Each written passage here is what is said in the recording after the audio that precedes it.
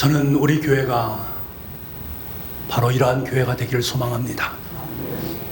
여러분 마음에 느끼신 그대로, 그 하나님이 주신 은혜 그대로 우리 교회가 이러한 교회가 되기를 간절히 소망합니다. 우리가 예수님을 나의 구주로 영접하게 되면 우리의 존재는 근본적으로 바뀌게 되어 있습니다. 하나님의 자녀가 되고 하나님의 신부가 됩니다. 구체적으로는 내 자아관과 인생관과 가치관이 전부 바뀌게 되어 있습니다. 인생의 목표점이 달라지게 되고 삶을 해석하는 방법들이 달라지게 되어집니다. 그로 인해 삶의 태도도 변화하게 되어집니다. 그래서 내 존재의 변화는 삶의 변화로 바뀌게 되어 있습니다. 그 변화된 삶, 그 인생이 바로 그리스도인이라고 말할 수 있습니다. 삶이 변화된 그리스도인의 가정은 그 가정에서나 일터에서나 자신의 생활의 모든 부분에서 하나님의 사람다운 모습을 보일 수 있게 되어지고 다른 많은 사람들에게 거룩한 영향력을 미칠 수 있게 됩니다. 스데반 집사님의 순교로 말미암아 유대인들은 환난과 고통을 당하기 시작합니다. 그리고 그 환난으로 말미암아 그들의 삶의 자리가 이방 땅으로 각각 흩어지게 되어집니다. 이들은 생각지도 못하게 베니게와 구브로와 안디옥까지 이르게 되었고 그 낯선 이방 땅에서 그들은 복음을 전하며 살기 시작합니다. 하지만 그들이 전한 복음은 이방인들을 향한 복음이라기보다는 유대인들을 향한 복음이었습니다. 하지만 그 이후에 베드로 사도의 선교로 말미암아 최초로 이방인 고넬료의 가정 가운데 하나님의 구원의 역사가 임하게 되어지자 그들은 드디어 깨닫게 되어집니다. 유대인에게만 하나님의 역사, 하나님의 구원이 있는 것이 아니라 이방 사람들에게도 온 인류에게도 하나님의 구원의 역사가 임하게 되어진다라는 사실을 깨닫게 됩니다. 이 사건을 계기로 해서 오늘 20절 말씀을 보게 되면 어떤 사람들이 이방인인 헬라인들에게도 복음을 전했다라고 말씀하고 있습니다. 그 결과로 26절 말씀에 보면 안디옥 교회에서야 비로소 그들은 그리스도인이라 일컬음을 받게 되었다라고 말씀하고 있습니다.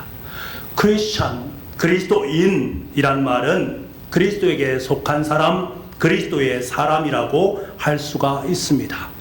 여러분, 저와 여러분은 크리스찬, 그리스도인입니다. 그렇기 때문에 우리의 소속은 세상에 있는 것이 아닙니다. 저와 여러분의 소속은 육신은 이 땅 속에 있지만 우리의 소속은 예수 그리스도 안에 있음을 분명히 기억할 수 있기를 원합니다. 이것이 바로 저와 여러분의 정체성입니다. 우리가 2020년 새해를 시작하면서 저와 여러분에게 무엇보다 필요한 것이 바로 이 정체성입니다. 내가 그리스도인이다. 내가 예수님께 속한 사람이다. 예수님께서 나의 왕이 되신다. 라는 이 가장 아름답고 귀한 정체성 그 위에 우리의 한 해의 목표를 세워간다면 올 한 해는 의미 있고 가치 있는 참으로 귀한 이정표를 세워갈 수 있는 복의 한 해가 될 줄 믿습니다. 자, 그렇다면 진정한 그리스도인이라고 지칭되는 모습은 과연 어떠한 사람들일까? 먼저 진정한 그리스도인은 그리스도를 위해서 고난을 받는 사람들입니다. 그리스도를 위해서 고난을 받을 때만이 너는 진정한 그리스도인이라고 일컬음을 받을 수 있다는 말입니다. 오늘 19절 말씀을 보게 되면 그리스도인들이 처음으로 고난을 받는 모습을 보게 됩니다. 19절 말씀입니다. 같이 한번 읽어보겠습니다. 시작. 그때 스데반의 일로 일어난 환난으로 말미암아 흩어진 자들이 베니게와 구브로와 안디옥에까지 이르러 유대인에게만 말씀을 전하는데 아멘. 이들은 스데반의 순교로 말미암아 환난으로 흩어지게 되었고 그 흩어짐으로 말미암아 그들은 비로소 안디옥에 이르게 되었습니다. 이들은 이곳에서 비로소 그리스도인이라는 아름다운 이야기를 듣게 됩니다. 그런데 이상한 일은 이들이 환난을 당하면서 뿔뿔이 흩어져 가면서 더욱 주님을 전파하는 복음의 전도자로 변화되어지고 있다라는 사실입니다. 여러분, 인간이 고통을 당하면 어떻습니까? 왜 나에게 이러한 고통이 있는 것인가? 이 고통의 원인은 무엇일까를 밝혀내는 것이 중요한 것 아니겠습니까? 그리고 그 고통의 원인을 제거하게 된다면 나는 이제 자유로운 인생을 살아갈 수 있는 것 아니겠습니까? 그런데 실제로 오늘 말씀을 보게 되면 정반대 현상이 벌어지고 있습니다. 왜 여러분 이런 현상이 일어난 것입니까? 그것은 내가 무엇을 위해서, 누구를 위해서 고난을 받느냐의 문제입니다. 그 고난의 원인이 무엇인가, 누구인가에 따라서 그 고난의 원인에 대해서 때로는 강한 집착을 가질 때가 있다라는 사실입니다. 그렇다면 핍박을 받고 뿔뿔이 흩어진 그리스도인들, 누구를 위해서 고난을 받고 무엇을 위해서 그들은 고난을 받는 것입니까? 왜 그들은 자신의 목숨을 다하면서까지 복음을 전하고 있는 것입니까? 그 고난의 주체가 누구입니까? 바로 예수 그리스도를 위해서입니다. 그들은 그리스도 예수님께 속한 사람들이 있기 때문에, 나의 정체성이 예수님께 있기 때문에 그들은 예수님을 위해서 목숨을 내놓고 복음을 전했습니다. 여러분은 주님을 사랑하길 원하십니까? 주님을 사랑하길 원하신다면 고난을 받으셔야만 합니다. 여러분, 교회를 정말로 사랑하십니까? 하나님의 교회를 사랑하시길 원하신다면 고난을 받아들여야만 합니다. 남녀가 결혼해서 함께 살아가면서 많은 고난의 시간이 있습니다. 그러면서 점점 서로가 정이 들어간다라고 말을 합니다. 진정한 부부가 되기 위해서는 결혼만 가지고는 안 됩니다. 결혼을 한 후에 고난의 과정을 겪을 때에 비로소 두 부부는 진정한 부부가 될 수가 있습니다. 마찬가지입니다.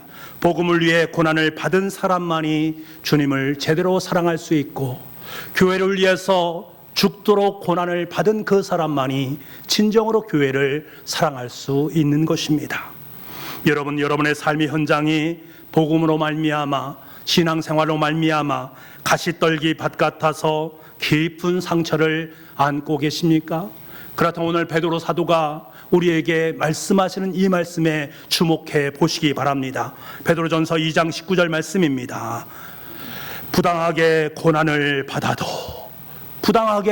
받아도 하나님을 생각함으로 슬픔을 참으면 아름다우나, 주님으로 인해 부당하게 고난을 당한다 할지라도 주님을 생각하면서, 주님의 십자가를 생각하면서 그 슬픔을 참고 인내하게 된다면 그 결실은 아름다운 결실을 맺게 되어진다라는 고백을 우리에게 들려주고 있습니다. 이런 베드로의 인생이 그러한 인생 아니었습니까? 그는 주님으로 말미암아 수없이 많은 고난의 과정을 겪었습니다. 하지만 그럴 때마다 그는 주님의 십자가를 생각했습니다. 그 주님의 십자가를 바라보면서 인내하고 참고 이겨냈습니다.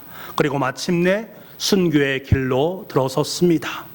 하지만 여러분, 그 결론은 어떻습니까? 하나님께서 그 인생의 결론을 무엇이라고 말씀하십니까? 아름답다라고 말씀하시지 않겠습니까? 그래서 지금 이 시간에도 우리의 입술에서 이 베드로 사도에 대한 이야기가 흘러나오게 되는 것입니다. 왜? 그의 인생이 아름다운 인생이었음을 하나님께서 우리에게 깨닫게 주셨기 때문입니다.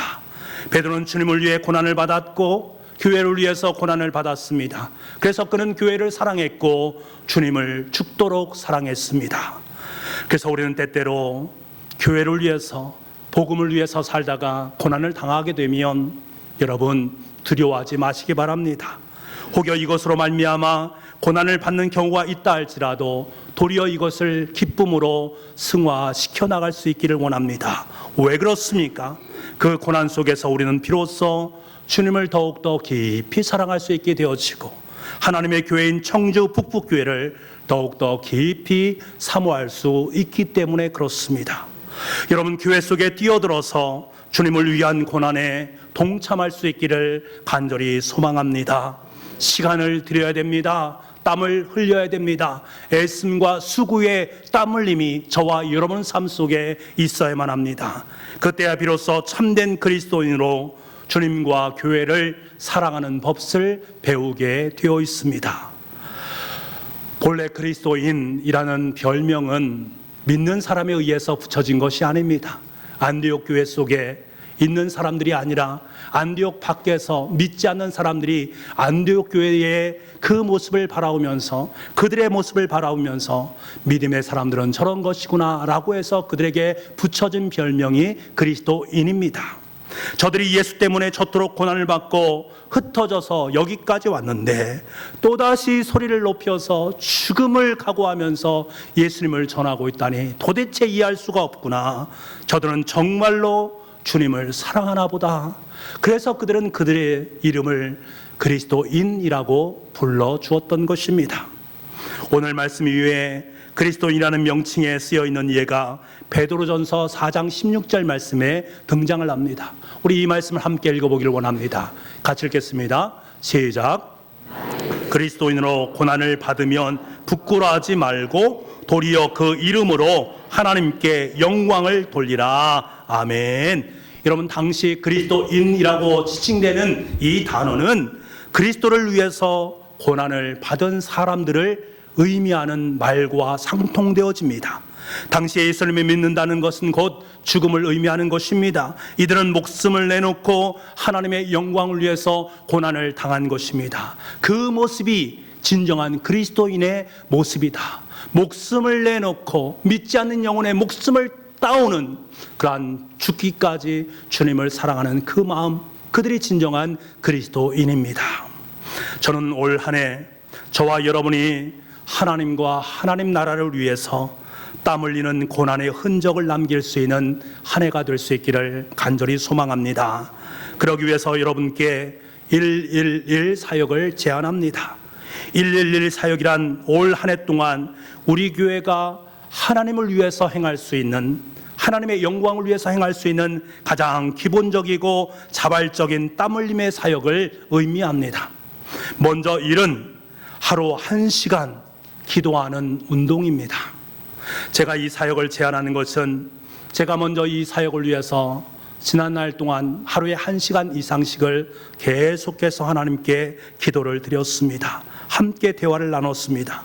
그 시간을 통해서 제 마음속에 얼마나 큰 하나님의 위로와 힘을 얻는 시간이었는지, 제 심령이 새롭게 되어지는 역사를 저는 경험할 수 있었습니다. 어디 그뿐이겠습니까? 지금도 전국에 이 사역을 행하고 있는 교회들의 넘쳐나는 위로와 소망의 소리들이, 그들의 간증의 소리가 넘쳐나고 있음을 보게 됩니다. 여러분, 예수님께서 겟세마네 동산에서 제자들에게 하셨던 말씀, 너희가 나와 함께 1시간도 깨어 있을 수 없더냐? 너희가 나와 함께 단 1시간도 깨어 있을 수 없더냐? 이렇게 물으시는 그 말씀에 의지해서 하나님 앞에 매일매일 1시간 이상씩 기도할 수 있는 은혜가 있기를 원합니다. 여러분, 우리는 육신이 약하기 때문에 기도를 해야 됩니다. 기도를 통해서 하나님을 만나야 되고 하나님으로부터 기도의 능력을 공급받을 수 있어야 됩니다. 그 능력으로 우리는 살아가야 되는 것입니다. 그래서 올 한 해 여러분의 삶 속에 기도의 땀 흘림의 흔적을 남길 수 있는 복의 한 해가 될 수 있기를 간절히 소망합니다. 그 능력으로 살아서 하나님께 영광과 기쁨을 드릴 수 있는 저와 여러분 될 수 있기를 원합니다. 그리고 둘째 일은 1년 동안 성경을 일독하는 운동입니다. 성경은 영적인 양식입니다. 하나님의 말씀 없이 능력 있는 인생을 살아갈 수 있겠습니까? 나는 하나님의 말씀 없이 능력 있는 삶을 살겠다라고 말하는 것은 어불성설입니다. 매일매일 말씀을 읽고 묵상함을 통해서 말씀 속에서 역사하시는 성령의 능력을 담지할 수 있어야 됩니다. 그럴 때 우리의 인생 속에 말씀의 아름다운 흔적이 남겨지게 되어지고 그 흔적이 능력이 되어져서 이 땅을 아름답게 살아갈 수 있습니다. 올 한 해 여러분의 인생 속에 아름다운 말씀의 흔적을 남길 수 있기를 간절히 소망합니다. 최소한 1년에 한 번 정도는 하나님의 말씀을 통독하고 그 말씀의 꿀송이에 침잠되어지는 은혜가 있기를 소망합니다. 마지막으로 1년 동안 최소한 1명 이상을 전도하는 운동입니다. 전도는 하나님께서 주신 지상 명령입니다. 내가 그 누군가의 기도와 눈물의 흔적으로 말미암아 예수님을 믿고 예수님께 구원받았다라는 사실은 너무나도 자명한 것입니다. 저와 여러분이 자신의 능력으로, 자신의 힘으로 이 자리에 나온 분이 있습니까? 여러분을 향해서 흘린 그 눈물, 땀방울이 분명히 있었다라는 사실입니다. 나도 또한 사랑의 빚진 자로 그 누군가를 위해서 눈물의 땀 흘림이 우리 가운데 있어야 한다라는 사실입니다.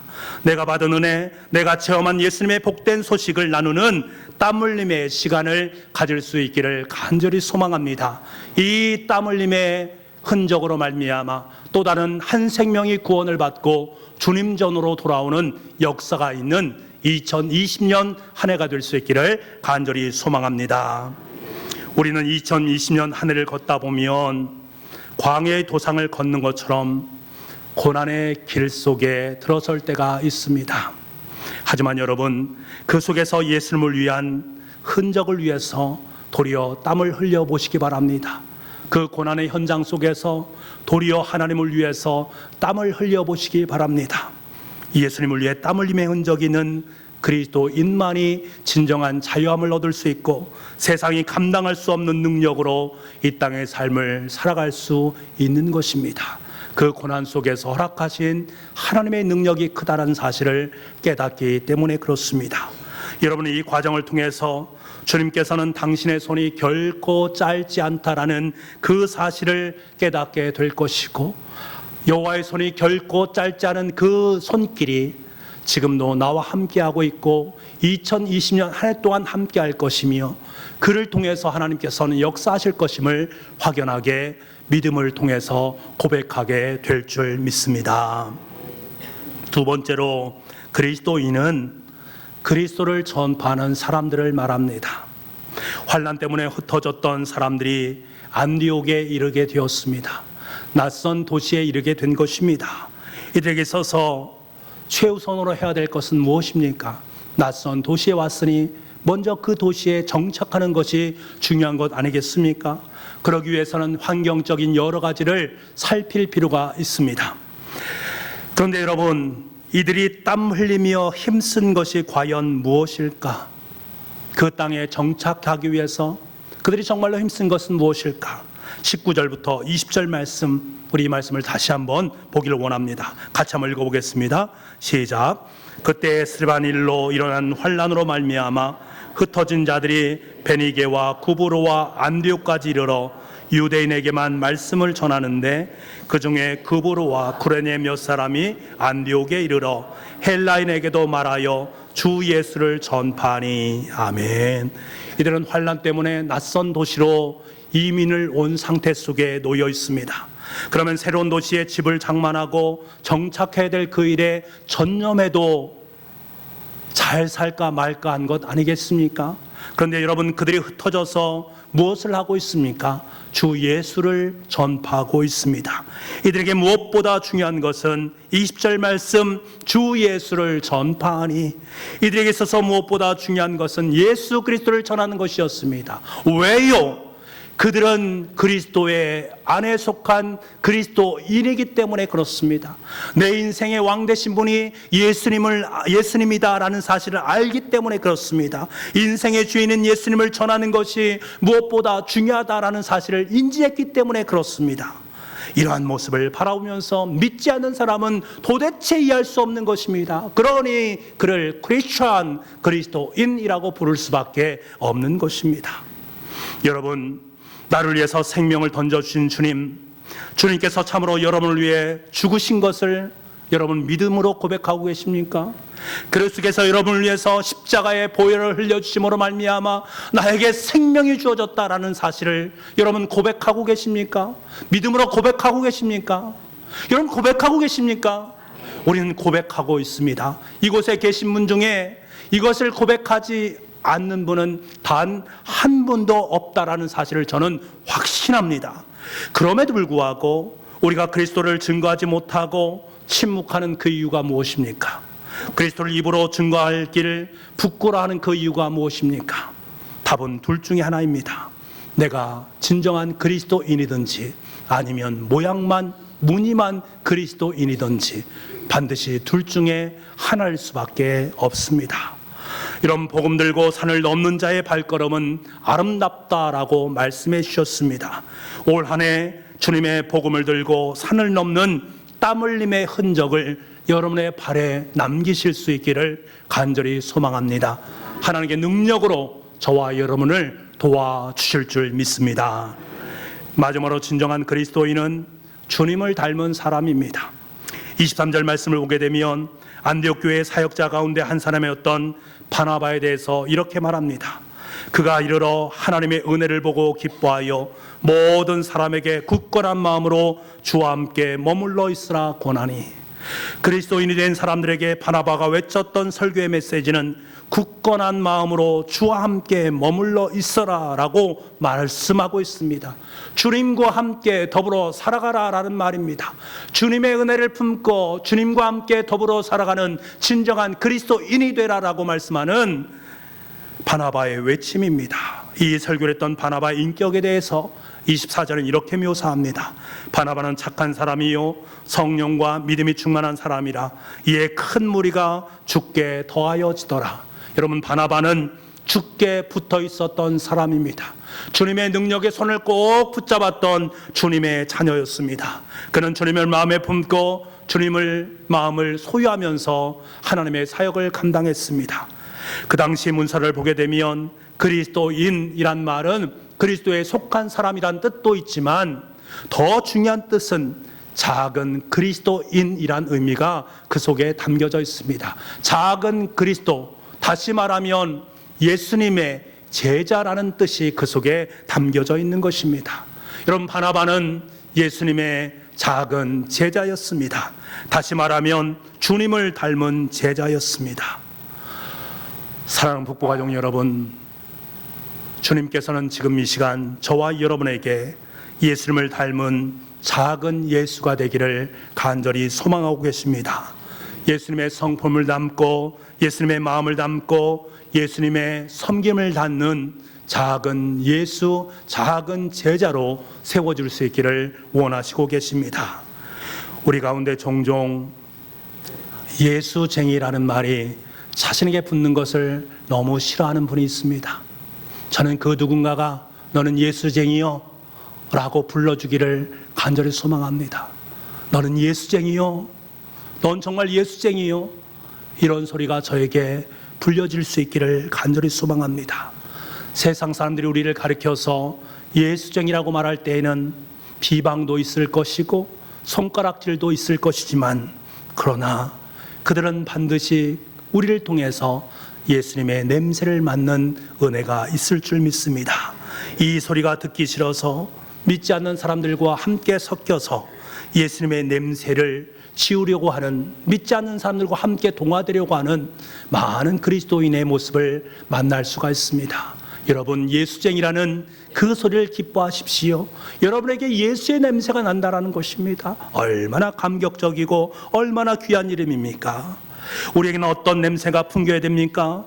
우리를 만나고 우리를 접촉하는 그 사람들에게 세상적인 냄새, 인간적인 냄새, 돈 냄새, 자존심의 냄새, 이런 것들을 냄새를 풍겨야만 되겠습니까? 우리가 진정한 그리스도인이라면 우리와 접촉하는 그 사람들에게 예수님의 냄새가 풍겨나야 되지 않겠습니까? 예수님의 향기가 드러나는 것이 너무나도 마땅한 것 아니겠습니까?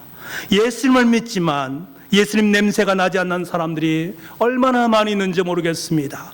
오히려 예수님을 믿는 것을 애써 숨기려 하고 주님을 부끄러워하는 그리스도인들이 너무나도 많이 있습니다. 여러분, 우리 신앙의 선배들은 그렇게 살지 않았습니다. 그들은 오히려 그리스도를 위해서 받은 고난을 기쁨과 영광으로 생각했습니다. 주님을 위해서 피땀 흘리고 땀 흘려 예수님을 위해서 고난받는 것을 자랑하며 살았습니다. 이러한 믿음의 선친들로 말미암아 지금 저와 여러분이 믿음을 갖게 되었고 이 자리에 나와서 하나님을 예배할 수 있게 된 것입니다. 이들이야말로 진정한 그리스도인, 진짜 그리스도인 아니겠습니까? 사랑하는 성도 여러분, 2020년 새해가 밝았습니다. 우리 교회는 2020년 기도와 능력의 해로 정했습니다. 그리고 주제를 민수기 11장 23절 말씀을 중심으로 해서 여호와의 손이 짧으냐라는 주제를 설정했습니다. 송구 영식 예배 때 말씀드렸던 것처럼 여호와의 손은 결코 짧지 않습니다. 여호와의 손은 여러분의 인생을 포함해서 여러분의 가정과 우리 교회 온 인류에 하늘의 능력을 베푸실 긴 손을 갖고 계신 창조주 하나님이신 줄 믿습니다. 하나님의 손은 천지를 창조하신 전능하신 능력의 손이십니다. 이 능력으로 하나님은 올 한 해 우리가 살아가기를 원하시고 계십니다. 이것을 매일매일 깨닫기 위해서는 우리는 기도의 용사로 세워져야 합니다. 하나님의 말씀의 사역자로 세워져야만 합니다. 그때 우리는 매일매일 공급해 주시는 하나님의 능력으로 저와 여러분의 광야의 여정길을 걸어갈 수 있습니다. 주님께서 우리에게 분명하게 말씀해 주시지 않습니까? 인간이 하루 동안 걸어갈 30km 정도의 높이 90cm의 높이 가운데 하나님께서 인간이 그토록 바라는 메추리기 떼를 쌓이고 쌓일 수 또 쌓일 수 있도록 만들어 주겠다. 그래서 너희들이 한 달 동안 지겨울 정도로 먹게 만들어 주겠다라는 기적의 역사를 우리에게 맛보게 하실 줄 믿습니다. 2020년 한 해가 바로 하나님의 능력으로 우리의 삶 속에 그런 엄청난 하나님의 기적의 역사를 맛볼 수 있는 한 해가 될 수 있기를 원합니다. 저와 여러분이 예수님께 속한, 예수님을 닮은, 예수님의 냄새를 풍기는 진짜 그리스도인으로 살아간다면 올 한 해는 그 어떤 한 해보다 주님의 짧지 않은 손길로 말미암아 예배 전 영상을 보았듯이 우리가 소망하고 바라는 우리의 가정, 우리 교회로 아름답게 성장되어질 줄 믿습니다. 올 한 해 하나님의 능력의 두 손을 꼭 부여잡고 주님께서 원하시고 기뻐하는 주님의 길로 들어서서 능력 있는 주의 사람으로 이 땅을 변화시켜 나갈 수 있는 저와 여러분 될 수 있기를 간절히 소망합니다. 기도합시다. 아버지 하나님, 진정한 그리스도인은 그리스도를 위해서 고난받는 사람들이라고 말씀해 주셨습니다. 수고와 헌신의 땀 흘림이 그들 가운데 있었습니다. 우리 또한 그러한 삶을 살기를 간절히 소망합니다. 진정한 그리스도인은 그리스도를 전파하는 사람들입니다. 우리 또한 그렇게 주님의 기쁨을, 주님의 은혜를, 주님의 사랑을 전할 수 있는 우리가 될 수 있도록 주님 도와주옵소서. 진정한 그리스도인은 그리스도를 닮은 사람들이라고 말씀해 주셨습니다.